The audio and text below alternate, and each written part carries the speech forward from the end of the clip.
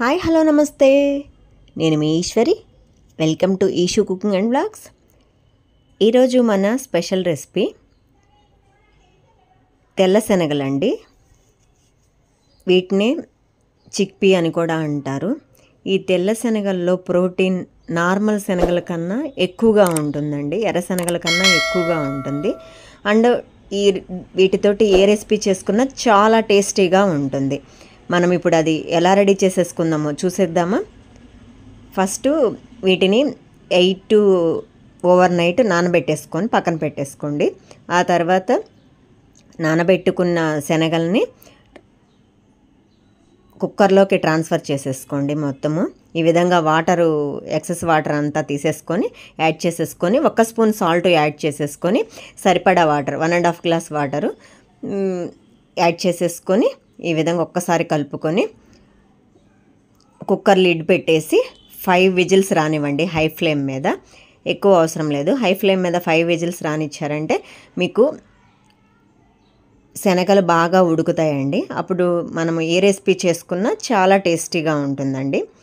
మనం మసాలా యాడ్ చేసి చేస్తున్నాం కాబట్టి పిల్లలు కూడా ఇష్టంగా తింటారు అండ్ హెల్తీగా కూడా ఉంటారు.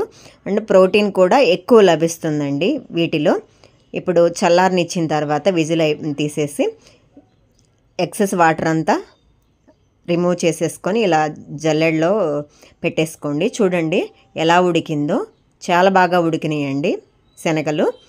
వీటిని పక్కన పెట్టేసుకొని ఇప్పుడు మనం స్టవ్ వెలిగించి ప్యాన్ పెట్టేసుకొని 2 టేబుల్ స్పూన్స్ ఆయిల్ వేసేసుకొని ఆవాలు 1 స్పూను, జీలకర్ర 1 స్పూను ఈ విధంగా వేసి వేయించుకొని కొంచెం ఫ్రై అయిన తర్వాత ఉల్లిపాయలు ఈ విధంగా కట్ చేసేసుకొని యాడ్ చేసేసుకొని ఈ విధంగా ఒక్కసారి ఫ్రై చేసేసుకోండి. ఆ తర్వాత పచ్చిమిర్చి ఇలా చీలికలుగా కట్ చేసేసుకోండి. ఎందుకంటే స్పైస్ ఎక్కువ తినని వాళ్ళు ఈ విధంగా కనుక యాడ్ చేసేసుకుంటే ఎక్కువ స్పైస్ పట్టదు.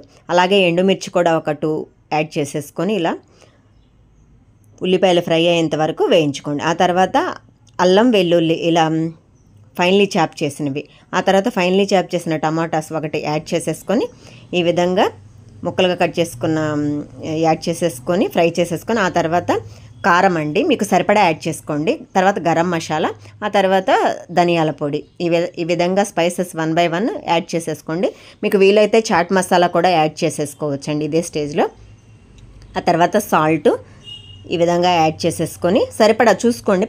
పసుపు, ఎందుకంటే సాల్ట్ దానిలో కూడా యాడ్ చేసుకున్నాము కదా, దాన్ని బట్టి మీరు తీసుకున్న శనగలను బట్టి యాడ్ చేసేసుకోండి సాల్ట్. ఆ తర్వాత మనము కొంచెం ఫ్రై చేసేసుకుందామండి. ఇప్పుడు మనము ఉడికించి పక్కన పెట్టేసుకున్న శనగలని యాడ్ చేసేసుకొని ఒక్కసారి మొత్తం మన స్పైసెస్ మొత్తం శనగలకి పట్టే విధంగా ఈ విధంగా మిక్స్ చేసేసుకోండి. ఆ తర్వాత కరివేపాకు, ఆ తర్వాత ఫ్రెష్ కొత్తిమీర ఈ విధంగా స్ప్రింకిల్ చేసేసుకొని జస్ట్ 2 మినిట్స్ సిమ్లోనే పెట్టేసుకొని ఈ విధంగా మొత్తం కలుపుకోవాలండి. వీటన్నింటికి మన స్పైసెస్ అన్నీ పట్టి చాలా బాగా అనిపిస్తుందండి. ఒక్కసారి ఇలా ట్రై చేసి చూడండి, డెఫినెట్గా మీ పిల్లలు ఎంజాయ్ చేస్తారు.